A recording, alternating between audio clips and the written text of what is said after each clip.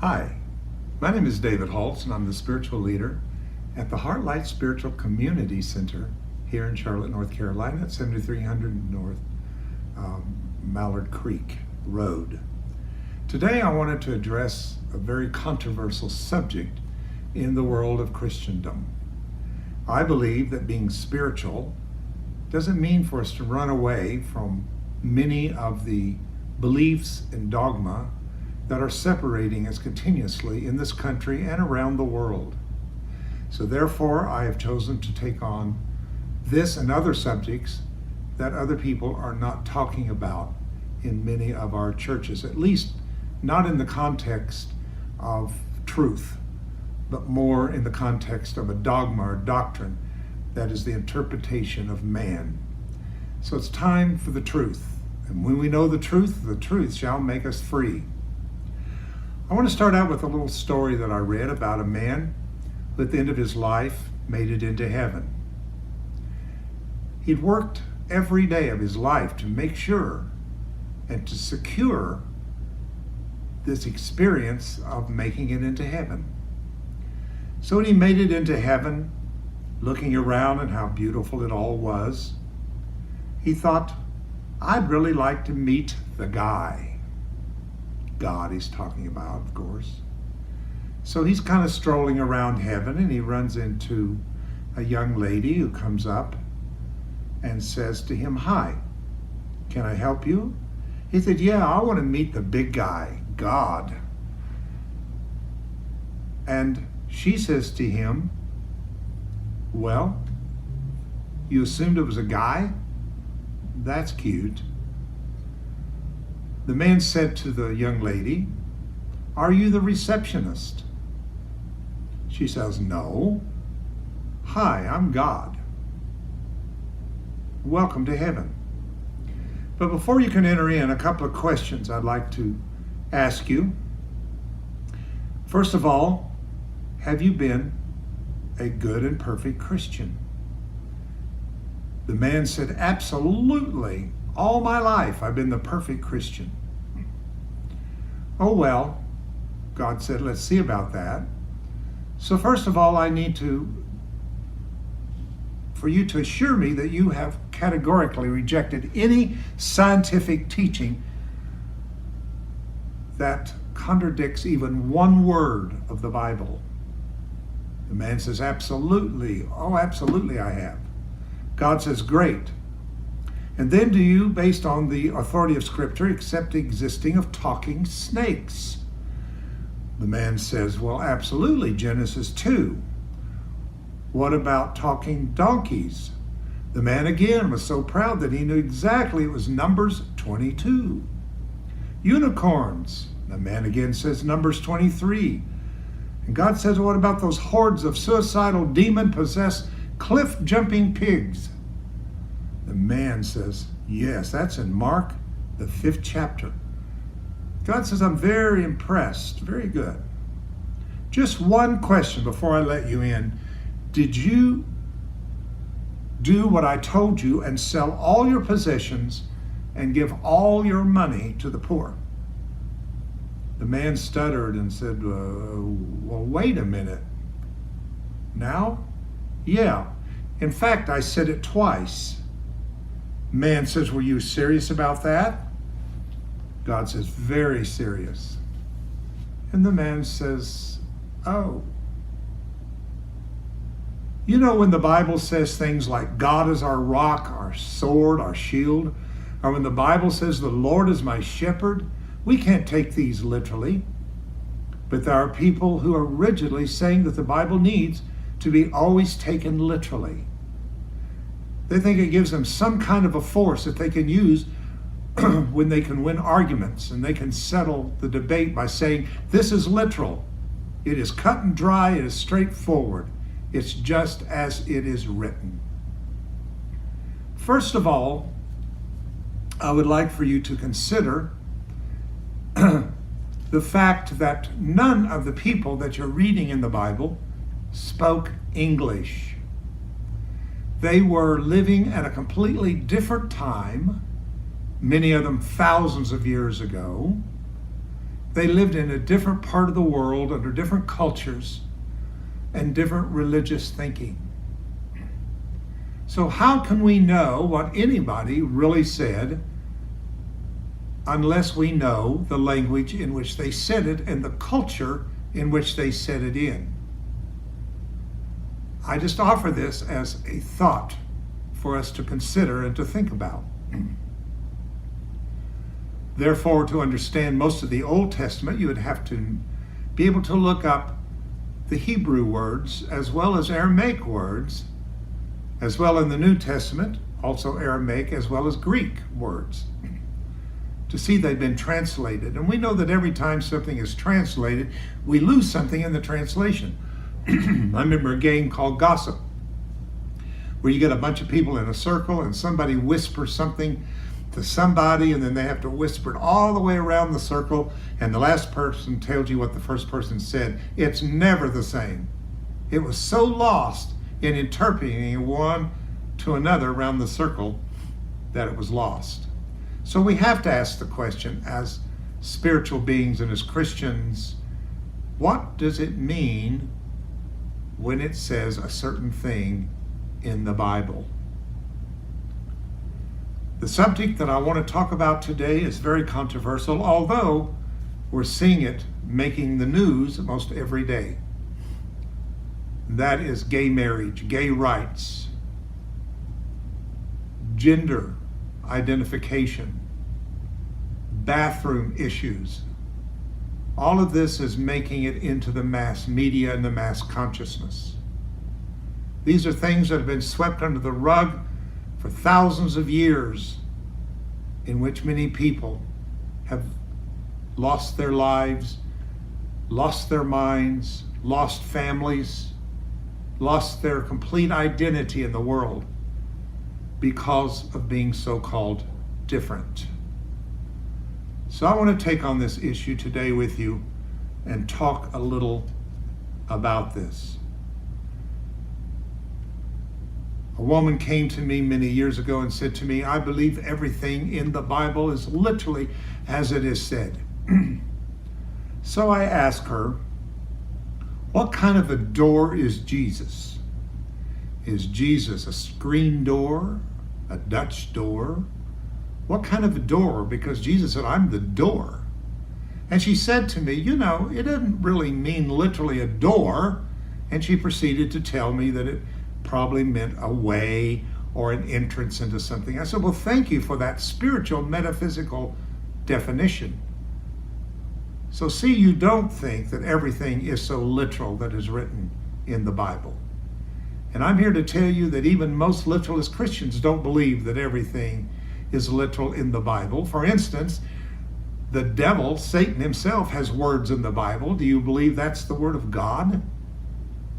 No, you wouldn't believe that at all. It's time for us to think for ourselves. It is time for us to use common sense and to stop letting different ones tell us what we believe about God and spirituality.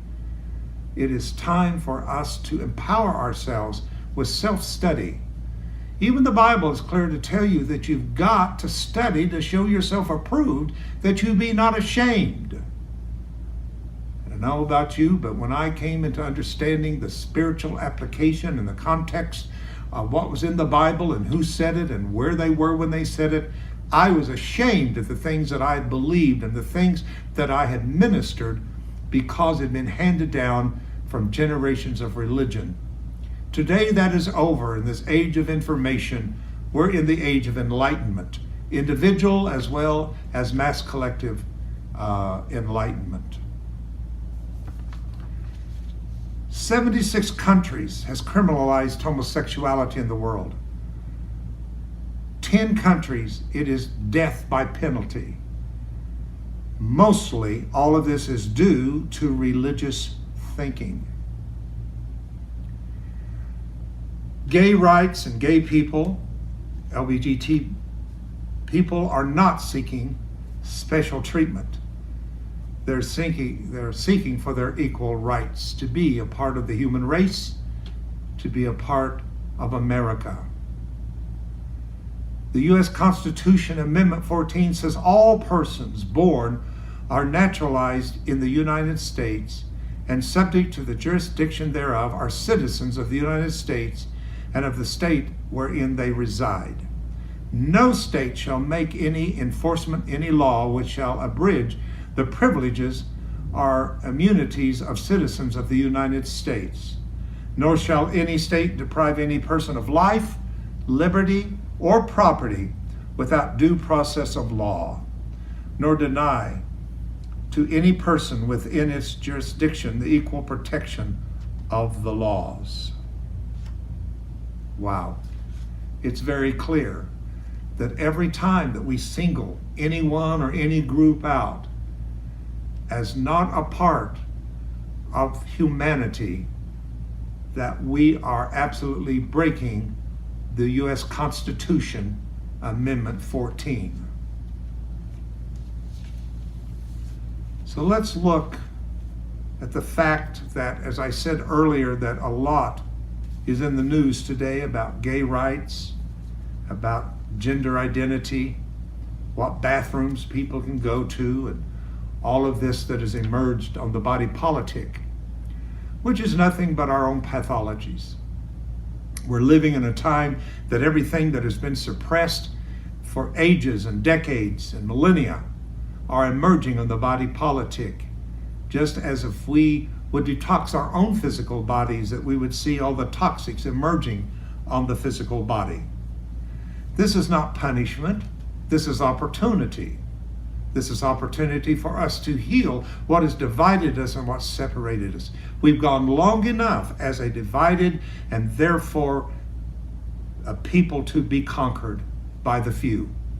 Today we're in an age of information and self-empowerment when we must work out our own salvation with fear and reverence ourselves.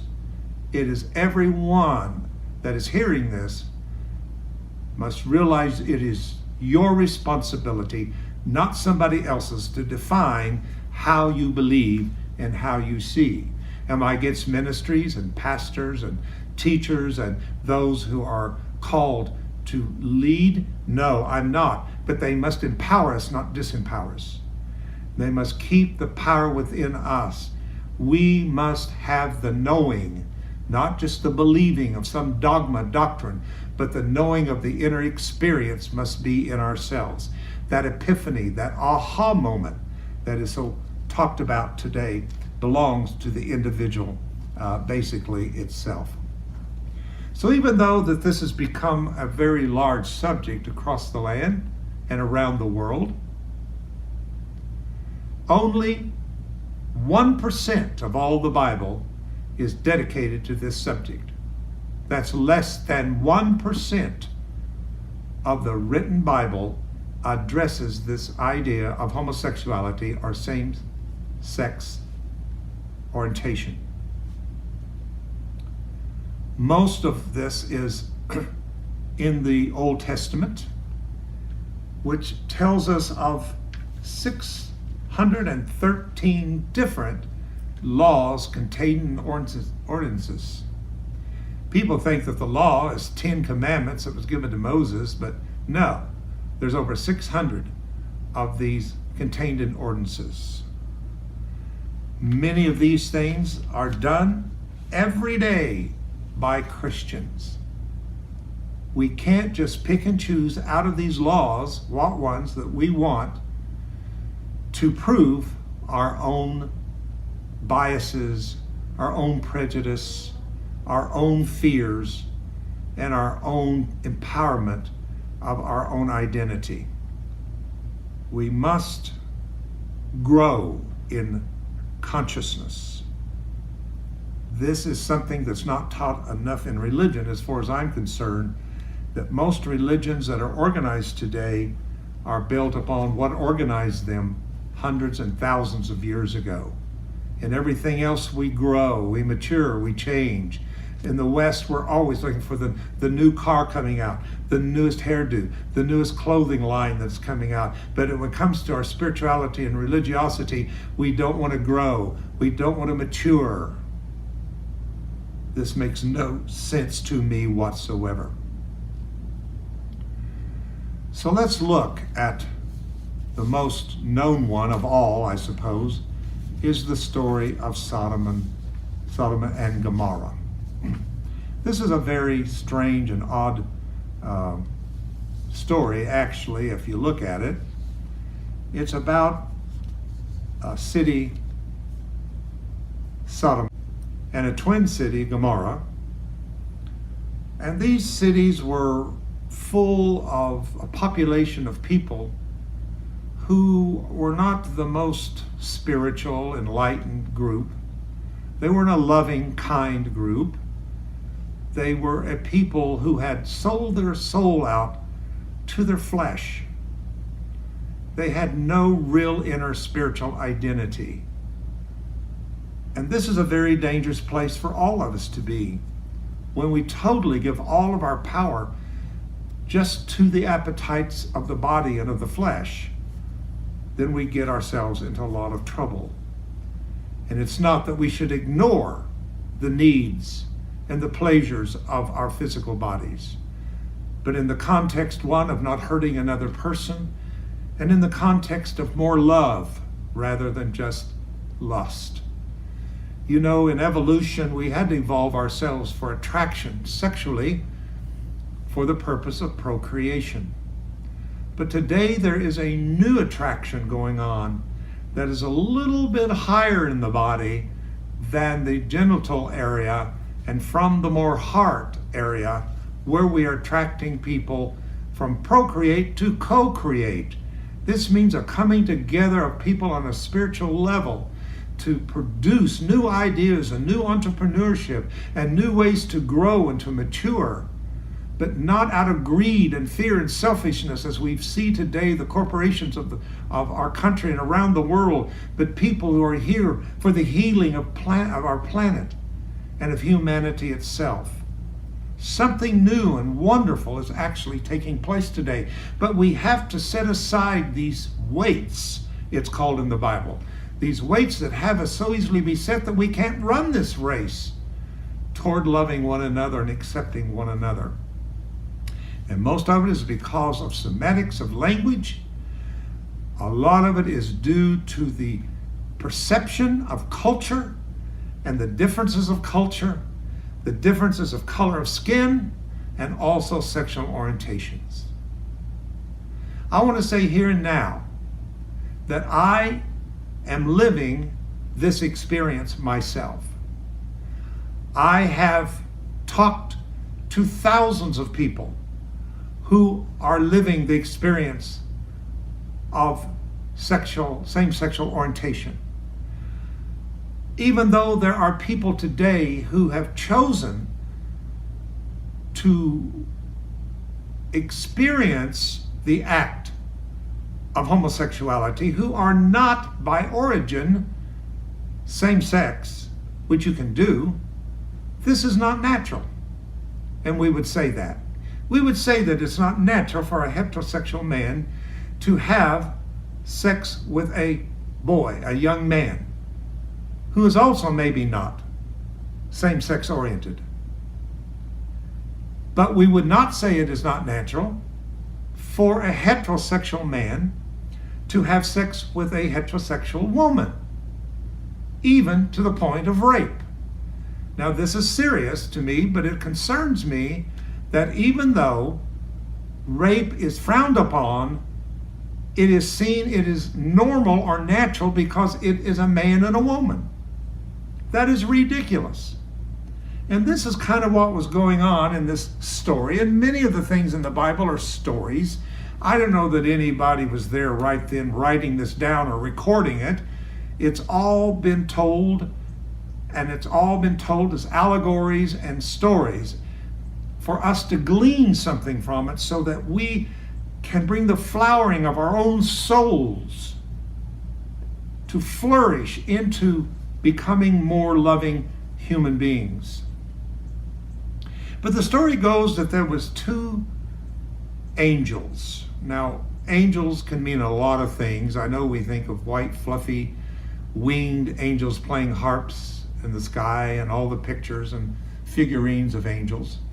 But angels are very androgynous, by the way. They're really not she or he. If you really see beautiful artistry of angels, you would see them more as very both, very male and female. So here's two young angels coming through to this very strange city. And they're strangers in this city of Sodom and Gomorrah, which again were very much of the flesh. Let's say they liked to party hardy.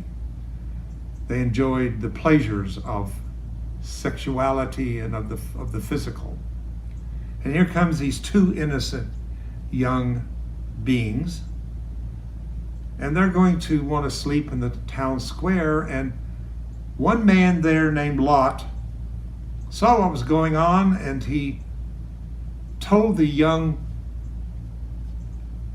beings to come into his house. And all of a sudden, all the men of the town, not some, not the few who were maybe homosexual or same-sex oriented, which is only approximately 10% of the population, but all of them came to the door and told Lot, "Bring them out that we may know them." Now there's a lot of controversy about this whole thing of knowing someone. You can say we want to know them, or in the Bible, Adam knew Eve, and we knew that in a more intimate sexual way. So we're not sure exactly what know means in this particular context. We're assuming. And all of this is something that needs to be revisited and looked at from a higher state of consciousness today. So they ask to see these two young men that they may know them. Sodomy is a word that we throw around a lot without necessarily understanding what it means. We might have an idea that it refers to gay sex that is somehow bad, when in reality it has a very specific definition, and it is any sexual act that is not procreative. Well, that certainly cannot just be laid upon gay people, because a lot of straight people, heterosexual people, also have sex for pleasure out of procreating. So again, we have to bring these words into context. So here is these men from the city. It says all of them have come to have sex with these two young men? That would make absolutely no sense whatsoever. But let's say that it does. Let's say that all of these men wanted to have sex with these two young men. Again, the majority of them, if not all of them, probably was not sexually the same sex oriented. So it would have made them doing something that was not natural to their orientation. Something that is called gang rape. Is gang rape wrong? Absolutely. Whether it is with homosexual or heterosexual people, it would be wrong. It would be an abomination even. No one should assert themselves on someone who's not following, especially their own natural orientations. But no one would stand for anyone to rape anyone. Also, you have to realize that homosexuality was not the sin of Sodom and Gomorrah. Where we read what the real sin is in Ezekiel 16, 14 and 15, and 48 and 50, it says, I never did what you and your daughters have done. And the daughters here is not the daughters of Lot, but actually it is Sodom and Gomorrah, who are sister cities. They're daughters, they're called daughters. She and her daughter, talking about Sodom and Gomorrah, were so arrogant, overfed, unconcerned. They did not help the poor and needy. They were haughty, and they did detestable things before me. This is what God said he had against the population of Sodom and Gomorrah, was the lack of hospitality. They were not good, loving people. They were arrogant. They were into the deeds of their own flesh. Why would they want to do this to these young men? Why would this be the way? You have to understand the climate of the time. There was a lot of wars between a lot of different nations, a lot of different groups. And the way in which to weaken your enemy was to capture them and to take the men that you captured and treat them like a woman and have anal sex with them as a man would have, say, with a woman, which would demasculize them and break their male spirit. This was very known at that time to do. Is that right? No, it is wrong. It is an abomination, should not be. Another thing that is going on in the time of the early writings of the New Testament, which also gives us a verse or two about homosexuality in Romans 1. So what kind of a climate was going on in Greece? Greece had what was called gymnasiums. They were places in which the men of the town spent most of the day, in which they worked out and did the baths and everything. But most of the men were assigned young men to be a mentor to. These young men were pretty, young, smooth-skinned boys that had a feminine touch to them. And therefore the men would use them sexually because of the young feminine look that they had. These men were most likely not same-sex oriented, but were heterosexual. Is that right? No. That is wrong. And that is truly an abomination. So you see, there is nowhere, anywhere in any of these scriptures that I could give you that it talks about same-sex orientation in the context of love and commitment of a relationship. Nowhere. It's all about gang rape. It's all about doing things that are unnatural. I knew that I was very different, very young. I didn't know exactly what all that meant, but I just knew that I was going to have a different rapport with time and space as a human being.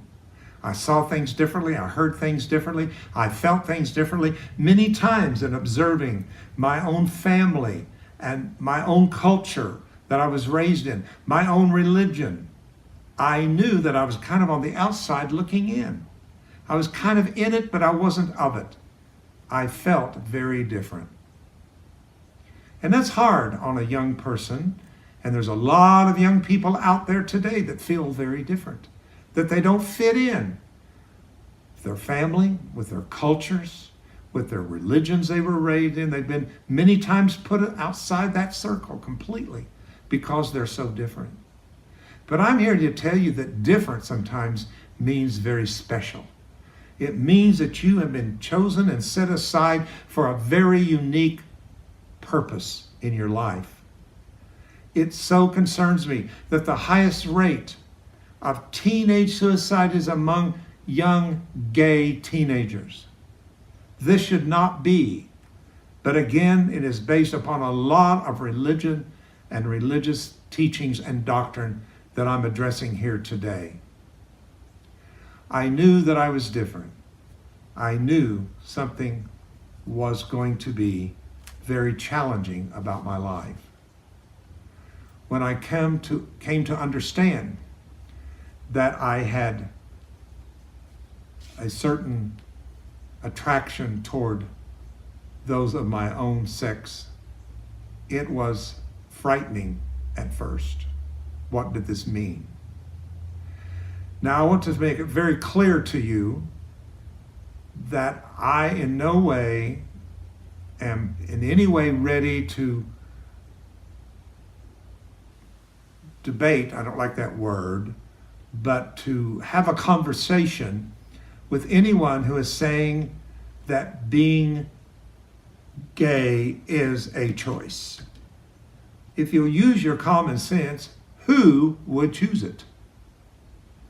To be completely misunderstood by your own family, in many cases put out on the street, by your own society, culture, religion? Of course not. And no more than a heterosexual person decided to be heterosexual, a gay person does not decide to be homosexual. It is in everything, not just human beings, it's in insects and animals. It is in every kind of species that is on this planet. It is a roll in the dice of your DNA. It is just what happens at the time that as a fetus we are being formed. We don't need to judge what goes on there as right or wrong, good or bad. It's just the way it works in evolution. So, this is so important. If I can anyway encourage anyone to think for themselves and to realize that all this hatred and homophobia that is going on is not serving us as a people, is not serving us as citizens of this planet, it is not serving us as citizens of this country. I ask you to go into your soul, into your heart, and see what your spirit really feels about some of these things that have divided us in this country, racially, sexually, gender, and all of the things that is causing us to become a weaker and weaker people.